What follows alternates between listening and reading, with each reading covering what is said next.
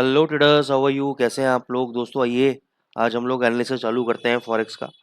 तो सबसे पहले तो हमने आपको बताया था कि भाई 850 और 800 का बहुत इंपॉर्टेंट सपोर्ट लेवल है। 850 का और 800 का एक बहुत इंपॉर्टेंट सपोर्ट लेवल है। यहाँ पे कहीं भी आता है आप बाय ट्रेड ले सकते हो। तो हमने अपना लेवल दिया था आपको, शायद 810 से लेकर 820 के बीच में बोला था कि यहाँ पर आए तो आपको बाय करना है। वो नहीं आया, आज आपको मौका मिल सकता है। तो आज आपको क्या करना है कि आज आपका यूएस का जीडीपी डेटा है, और जीडीपी डेटा कल आपका यूएस का मैन्युफैक्चरिंग डेटा आया, सर्विसेज डेटा आया। तो मैन्युफैक्चरिंग आपका नेगेटिव आया था, सर्विसेज पॉजिटिव आया था। लेकिन ओवरऑल क्योंकि मैन्युफैक्चरिंग सेक्टर एक मेन आपका एक इंडिकेशन है बेसिकली, अगर हमारी कंट्री के अंदर मान के चलो मैन्युफैक्चरिंग जो सेक्टर है वो परफॉर्म नहीं कर रहा है, यानी पीपल आर प्रोड्यूसिंग लेस, लोग कम प्रोड्यूस कर रहे हैं। तो क्यों प्रोड्यूस कम कर रहे हैं? क्योंकि पीपल आर कंज्यूमिंग लेस, लोग कम कंज्यूम कर रहे हैं। तो अगर वो प्रोड्यूस नहीं कर रहे हैं तो इसका मतलब कहीं ना कहीं इकोनॉमी के अंदर दिक्कत है। तो यूएस जीडीपी जो डेटा है वो भी यार नेगेटिव आना चाहिए, जो डॉलर के लिए नेगेटिव रहेगा और यूरो के लिए, जीबीपी यूएसडी के लिए पॉजिटिव रह सकता है। लेकिन फिर भी डेटा सरप्राइजेस करते रहते हैं। मान के चलो डेटा पॉजिटिव आ गया यूएस का तो डॉलर भग जाएगा, यूरो गिर जाएगा। तो सेफर साइड में मैं आपको बताना चाहूंगा कि आज यूएस जीडीपी डेटा है, ये 800 से भी टर्न अराउंड हो सकता है, यहाँ पे भी आके टर्न अराउंड हो सकता है, करंट लेवल से भी भग सकता है।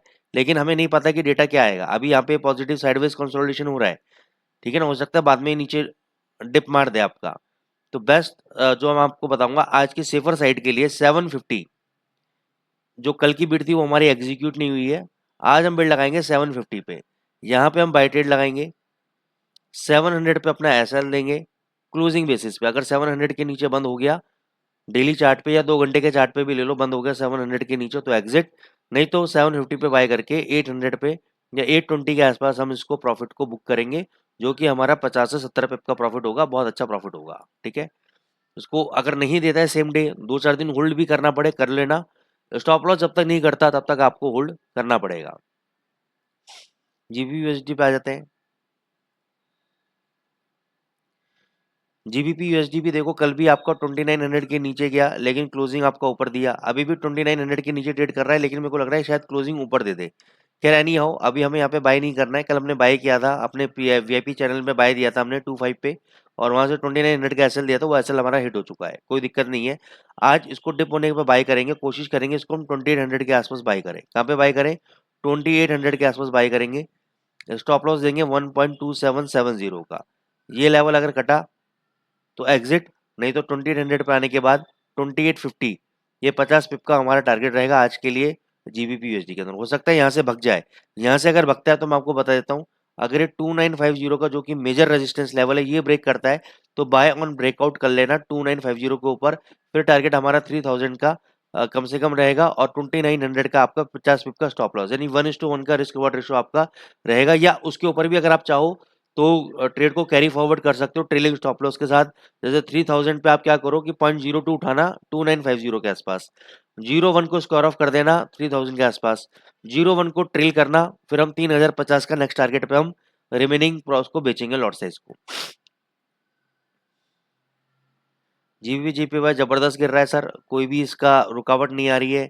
ऐसे पेयर इसलिए मेरे को पसंद नहीं होते, देखो ये जब बकते हैं तो बकते रहते हैं, बकते रहते हैं, बकते रहते हैं, और जब गिरते हैं तो गिरते रहते हैं, गिरते रहते हैं, सारी रैली खत्म कर देते हैं। तो ऐसे खतरनाक प्लेयर्स में काम ना करें, अभी अवॉइड करें। सेलिंग ही चल रहा है, जब बाइंग आएगी 1-2 दिन वेट करेंगे, ये साइडवेज जोन में जाएगा तब हम बाइंग करेंगे। गिरते हुए चाकू को हम नहीं उठाएंगे, ठीक है ना।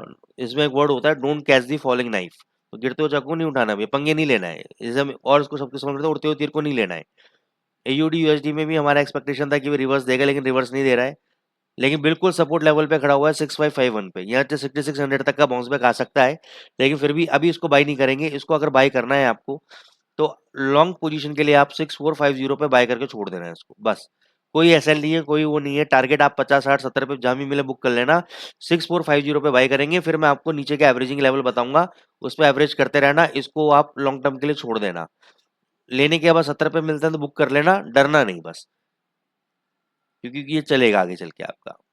यूएसडी कैड में मैंने आपको बताया था कि भाई मॉनेटरी पॉलिसी आपकी रिड्यूस होगा, यूएसडी कैड, और यूएसडी कैड तेज हो जाएगा, ये ऊपर जा रहा है।